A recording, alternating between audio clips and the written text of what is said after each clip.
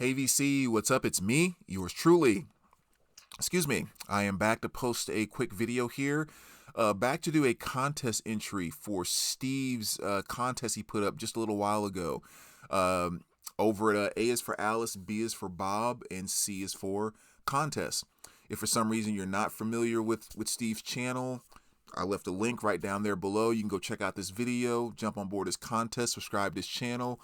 And this was kind of definitely a fun one that he put out where he bought a Miles Davis box set the other day and basically just did not like it.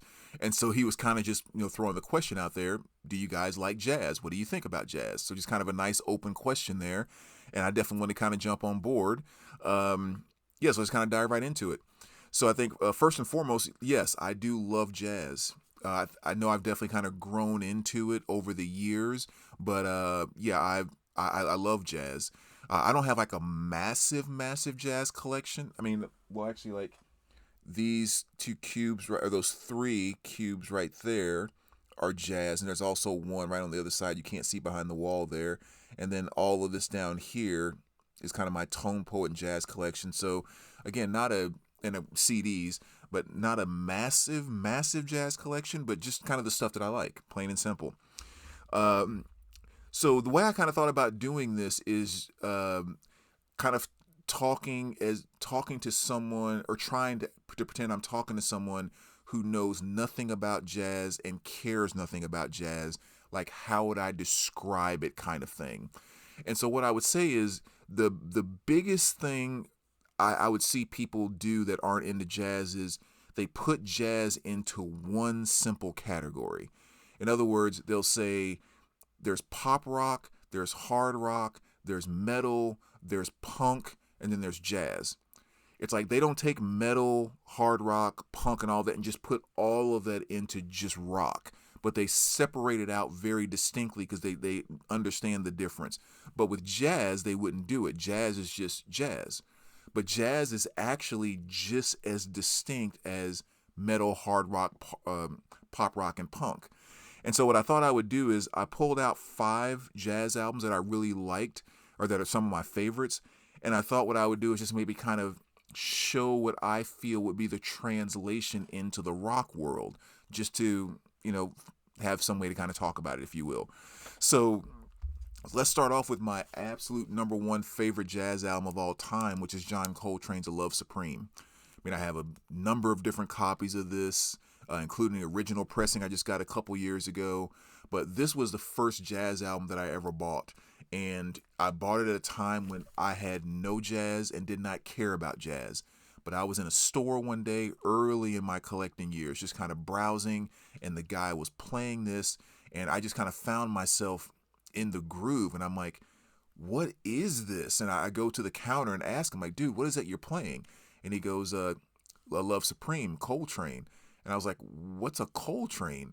And so he started telling me a little bit about the album or whatever else. And I'm like, okay, dude, I got to have that. And I remember I paid $12.99 for it. And it's a copy that I still have to this day.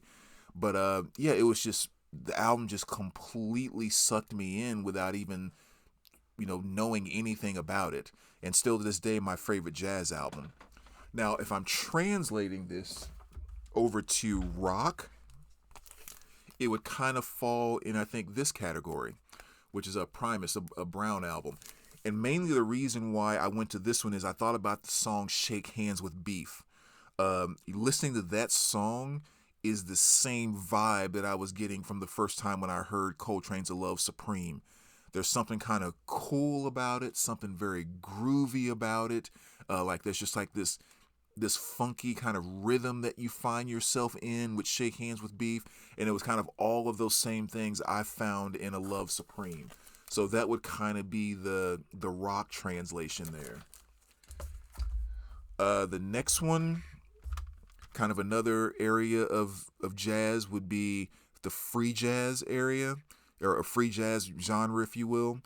This is actually a band called the Free Jazz Posse, and it's fanfares for the Noah age. Probably right there with John Coltrane's Ascension. Those two, that album and this one, are probably my 2 favorite free jazz albums. And free jazz is that stuff that and easily understandable when people say this.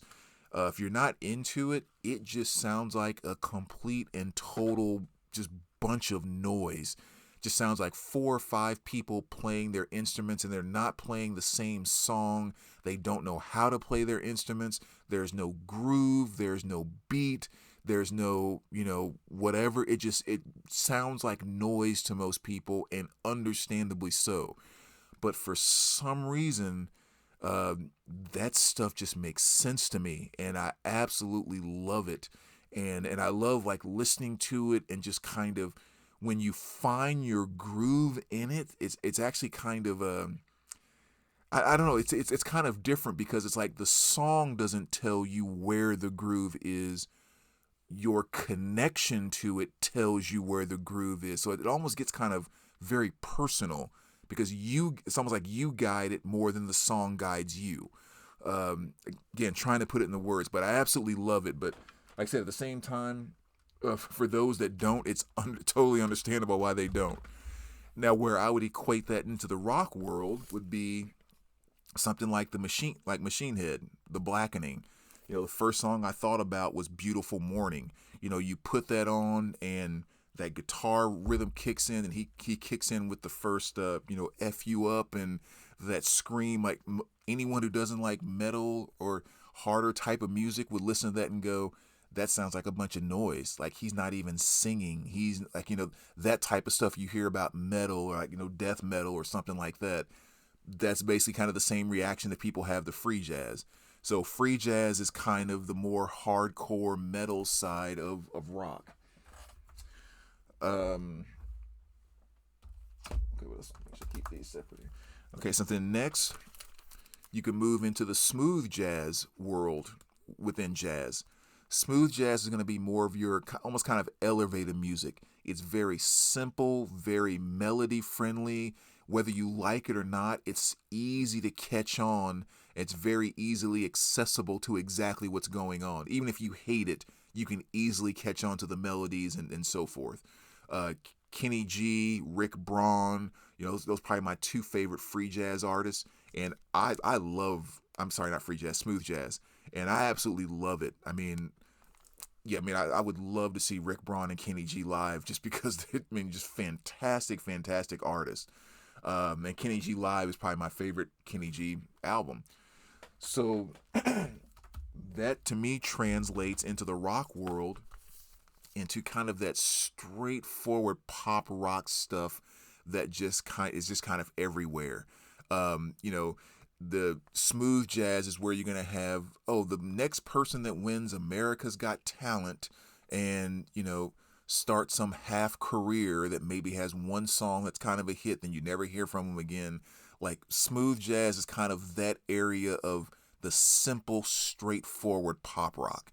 And so it made me think about Haran here from Flickr, especially like with that song This Town off of this album, which again, I love that song. I absolutely love it.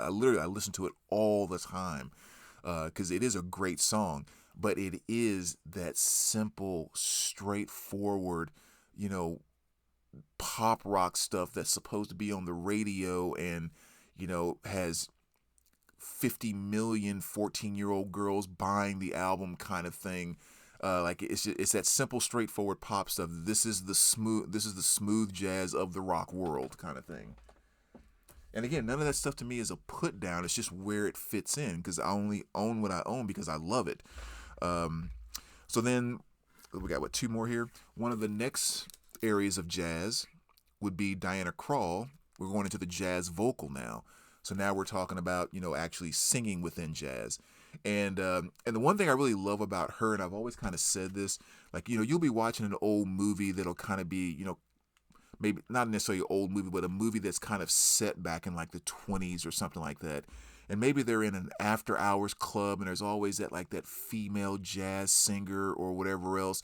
And usually you find 1 or 2 things. They're either very upbeat and beboppy and everyone's dancing, or it's very like mellow and smooth and kind of sexy like, and they're trying to create the smooth, intense moment in the club, and everyone's smoking and in their tuxedos and everything.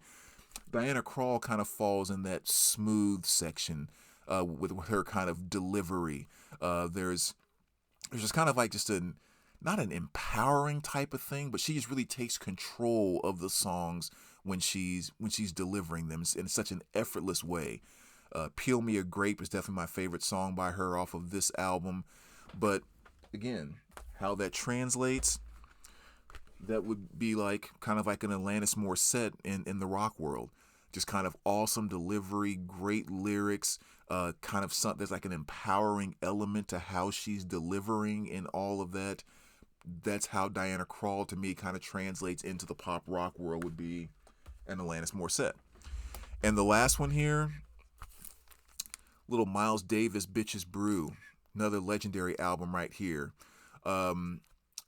Here Miles is kind of going into a little bit of like a experimental, where he's still in the jazz world, but he's kind of adding a little bit of funk to it, a little bit of like what was going on in the psychedelic era and all of that kind of stuff. So it wasn't just the straightforward, Gucci suit type of jazz. He was getting a little more funky and a little more just kind of going down that route. Absolute legendary album.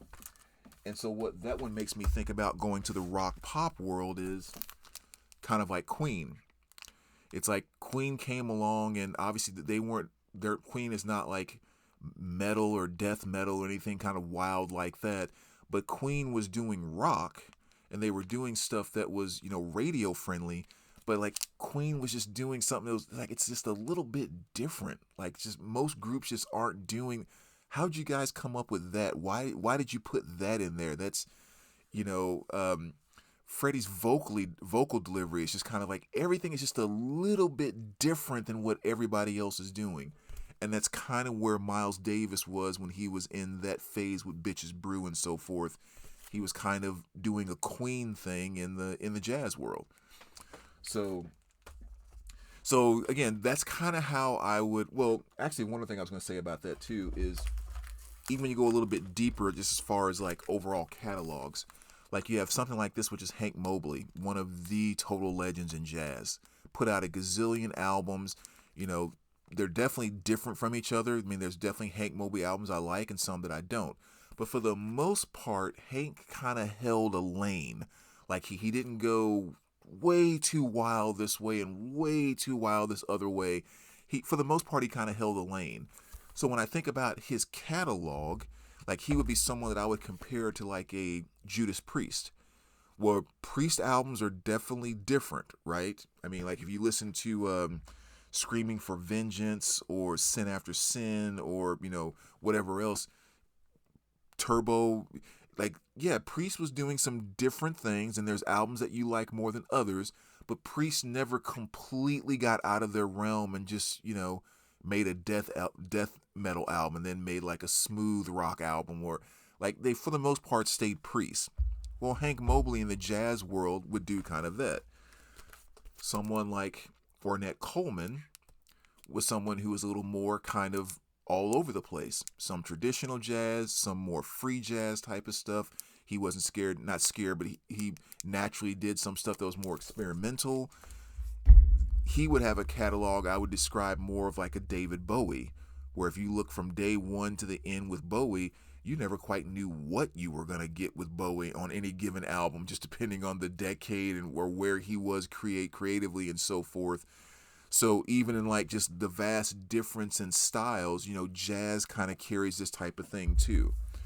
So that would be the thing I would say about jazz is like, you try out a few albums or something like that and you don't like it, don't just completely shut that off and like say I don't like jazz, because that is literally the same thing as, again, having the albums I just showed here and saying, I heard this Primus album and I didn't like it, so then there would be no way that I could ever probably get into these other albums, which most of us would say, no, that's not true. You could easily not like Queen and love Alanis Morissette. Jazz world is kind of the exact same thing. So there you go. That's kind of my 2 cents on how I would try to communicate jazz to someone. Steve, thanks for putting on the contest. Yeah, let me know what you think, guys, and we will talk to you soon. All right, take care, VC.